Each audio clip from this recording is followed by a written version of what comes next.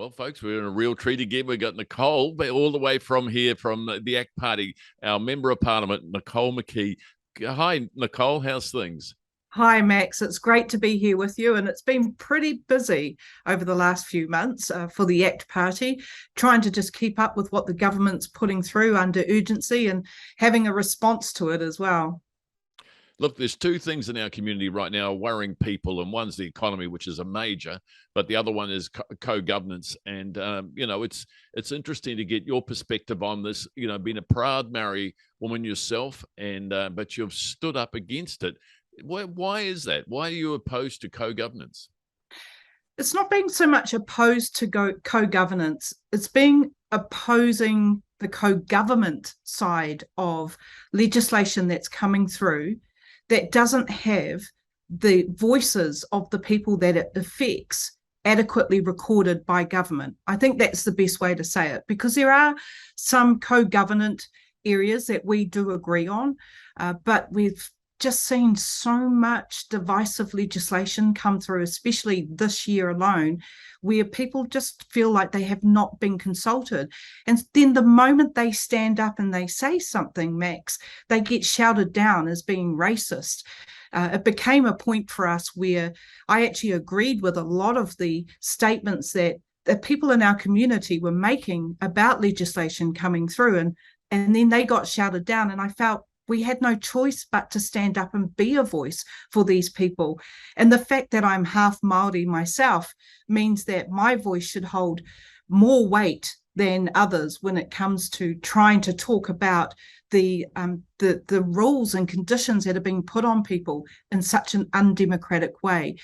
So I'm really proud of the ACT Party and the way that we have been able to look at the co-governance issues, identify some of the problems, and look at what it is that we need to fix. And in the first instance, we believe the first thing that needs fixing is the understanding of what the articles of the treaty actually mean, so that we can all agree on that in the first instance and move forward.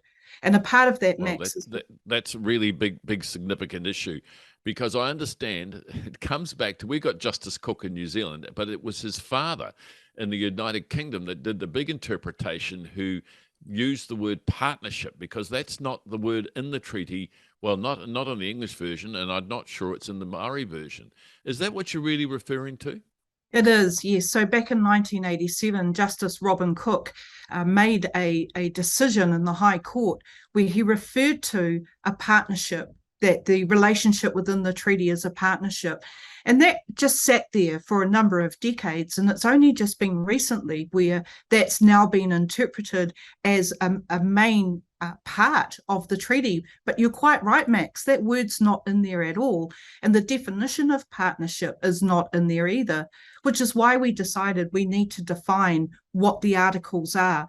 Because if we're going to have a discussion and allow the co-governance and co-government aspect to embed itself in the way we live our daily lives, then surely we should be agreeing on what the treaty articles say. And I remember growing up, I was always told the Māori version is different to the Pākehā version. So let's find a version that we can all agree to and then move forward. But I Well, think that would more, be getting right to the base roots of the issues in there. But look, I think there's two pieces of legislation. You know, once it becomes law, that scares the hell out of everybody in our society. That means we've got no choice. We've got to do it, otherwise we're going to jail. I mean, I'm exaggerating, but that's how we feel. And there's two pieces of legislation. The Three Waters is a big one, but also the health are the two major ones that are really concerning us at the moment. Would ACT repeal both those areas of co-governance? we believe it's essential that in the first instance we repeal the Māori Health Authority. And the reason for that is we really absolutely are in a crisis at the moment within our health system. I mean, who goes about changing the entire structure of a health system in the middle of a pandemic and expect it to work right? But there are certain things about the Māori Health Authority that do not sit well with us. And that includes the fact that we're looking at people getting healthcare based on their ethnicity ethnicity rather than their need. And in a multi-ethnic society like New Zealand has become, need has got to be paramount in making sure everybody has equal access. So we will look to repeal the Māori Health Authority side of the Whatuora new regime. And I think it's important also because when you have a look at how the structure is worked, those on the Māori Health Authority board have the right to veto the some of the stuff that happens on the Whatuora board. But That's it doesn't wrong, work. isn't it? It Fundamentally doesn't wrong. work Do you the know other this way. morning I was traveling in the car and I turned on Today FM. It was actually, and they had viewers, members of the public calling in saying they've had to go to the health authorities and saying I've got a certain illness, it needs immediate attention. They said sorry, you're on the list and we'll get back to you. But can you give us any of your credentials? Because if you have Maori, if you're deemed to be Maori, you'll get seen straight away. Yes, look, that is from what we're hearing anecdotally. I did street corner meetings with David Seymour in Auckland yesterday, and a doctor pulled up and he said he had concerns about what was happening, that he had patients being turned away from certain treatments because Māori patients were coming in and needing that. They took priority. Once we start having this happening in our system, we will build up resentment and a really bad attitude towards the different ethnic groups within New Zealand, and that must stop. Look, there's something that really worries me. During the pandemic, our government apologised to the Maori community because we didn't give them, we didn't assist them enough to get the jab. Can you tell me what we did wrong there, and why we needed to apologise? I don't understand why we needed to apologize. I think what Oh, we needed to do was to make sure that everybody had the access in a way that they could understand. In a way, it kind of disappointed me that the way that they did encourage certain Māori to come out and get vaccinated was to bribe them, yeah, half a bribe them billion with, dollars I think was spent on that, wasn't it? yeah. And Or it's somewhere kind of around that, like, maybe 400,000, 400 million or something like that, wasn't it? I'm not sure of the number, but for me, it was, are we looking at trying to make sure people are healthy and safe in a COVID environment? Or are we looking at just being able to give them $200 petrol vouchers or pack and save vouchers? And really, is this the reason why people are getting the jab? Just so they can get an extra couple of $100? It's something fundamentally wrong there. And a lot of it, in my opinion, has to do with how it was rolled out and how people were encouraged. But the whole bribing people, doesn't matter what ethnic group you belong to, I just think that's wrong. Before we go, just on the co-governance in regards to the three waters, what's ACT's policy in that regard? If you got into power with National, what would you be pushing for?